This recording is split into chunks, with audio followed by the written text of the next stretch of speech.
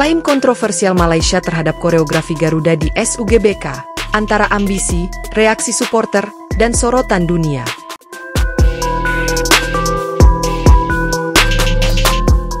Jakarta.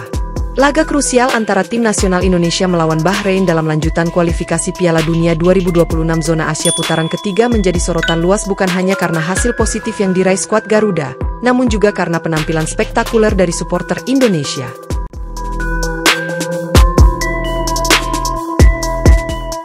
Stadion Utama Gelora Bung Karno, SUGBK, bergemuruh dalam lautan merah putih dengan koreografi megah bertema Garuda Mengguncang Asia, yang dipuji banyak pihak sebagai salah satu koreografi terbaik dalam sejarah sepak bola Asia Tenggara. Namun, tak lama setelah kemenangan tipis Indonesia 1-0 atas Bahrain yang membawa asa lolos ke putaran selanjutnya semakin terbuka, muncul klaim mengejutkan dari negeri jiran, Malaysia.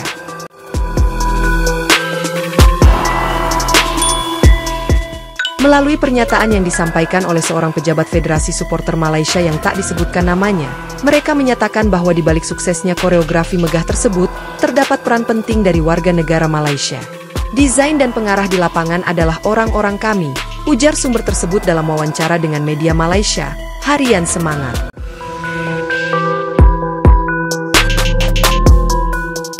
Klaim ini sontak mengundang gelombang reaksi dari publik Indonesia dan dunia sepak bola internasional.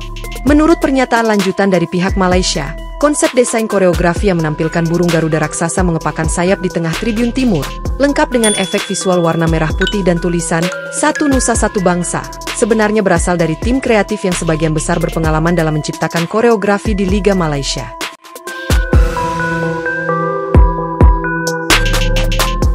Pernyataan tersebut ditanggapi dengan cepat oleh kelompok supporter Indonesia yang tergabung dalam Garuda Flame, komunitas kreatif yang diketahui sebagai penggagas utama koreografi tersebut. Lewat akun media sosial resminya, Garuda Flame membantah keras klaim tersebut. "Kami kecewa dan merasa dilecehkan oleh klaim tak berdasar dari pihak luar. Semua desain, pelaksanaan, hingga pendanaan dilakukan oleh anak-anak bangsa. Jika ada individu asing yang terlibat, itu pun sebagai penonton biasa, bukan sebagai pengarah atau desainer," tulis pernyataan resmi mereka.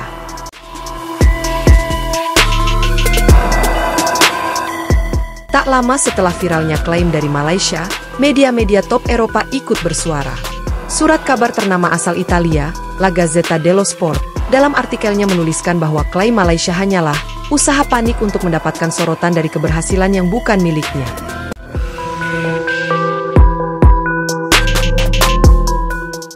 Sementara itu, The Guardian dari Inggris secara sarkastik menulis, Malaysia tampaknya lebih pandai mengklaim milik orang lain, ketimbang berkreasi sendiri. Kreativitas tak bisa dibeli atau diklaim, ia lahir dari semangat dan kebanggaan, dua hal yang terpampang jelas di wajah supporter Indonesia malam itu.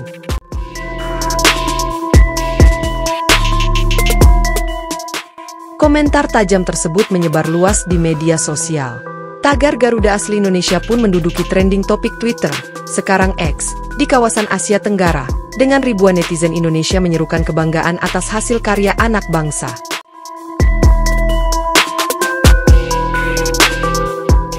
Koreografi dalam pertandingan Indonesia versus Bahrain bukanlah yang pertama dilakukan oleh supporter Indonesia.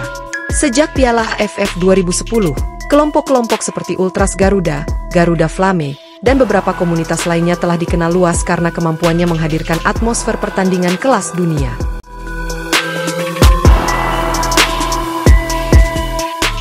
Salah satu pendiri Garuda Flame, Rangga Arya, menyatakan bahwa persiapan koreografi untuk laga melawan Bahrain sudah dimulai sejak 2 bulan sebelum pertandingan.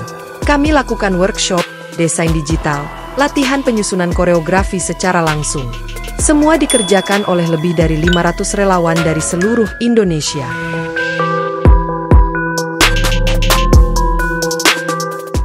Ini bukan pekerjaan satu malam, dan yang pasti bukan dikendalikan dari luar negeri, jelas Rangga.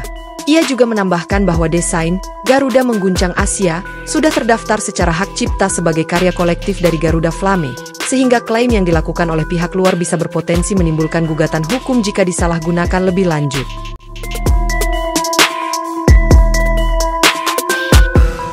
Kementerian Pemuda dan Olahraga Republik Indonesia, Kemenpora, turut angkat bicara mengenai polemik ini. Dalam konferensi pers singkat, Menpora menyebut klaim Malaysia sebagai gangguan kecil yang tidak seharusnya merusak semangat sportivitas ASEAN. Kita seharusnya saling mendukung sebagai negara serumpun, bukan saling menjatuhkan atau mengklaim hal-hal yang tidak benar, ujar Menpora.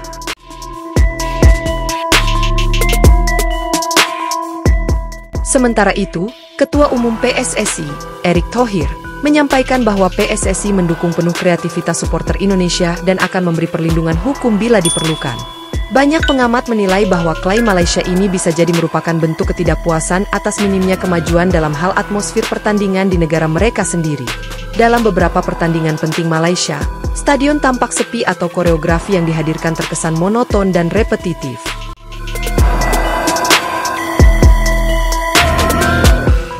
Jurnalis olahraga asal Singapura, Tan Wei Lun, menyatakan bahwa kecemburuan bisa menjadi alasan utama. Indonesia saat ini tengah menikmati momentum, baik di lapangan maupun di tribun. Itu menimbulkan iri bagi beberapa pihak.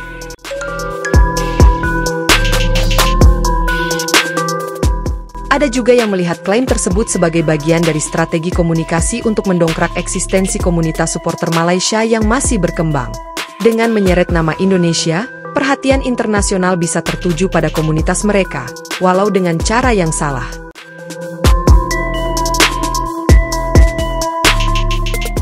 Meski badai klaim datang dari luar, atmosfer di sepak bola Indonesia tetap hangat dan penuh semangat. Kemenangan atas Bahrain bukan hanya soal 3 poin, tetapi juga kemenangan simbolik atas pengakuan akan kualitas sepak bola Indonesia, baik di dalam maupun luar lapangan. Dan ketika dunia memuji bagaimana ribuan supporter Indonesia memvisualisasikan semangat Garuda dalam koreografi luar biasa, tidak ada keraguan bahwa semua itu adalah karya tulus dari anak-anak negeri ini.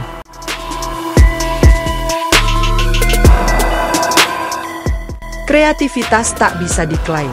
Ia tumbuh dari jiwa, dari sejarah, dan dari cinta pada merah putih. Dan selama semangat itu tetap menyala, Garuda akan terus terbang tinggi, meski langit dipenuhi suara sumbang dari luar.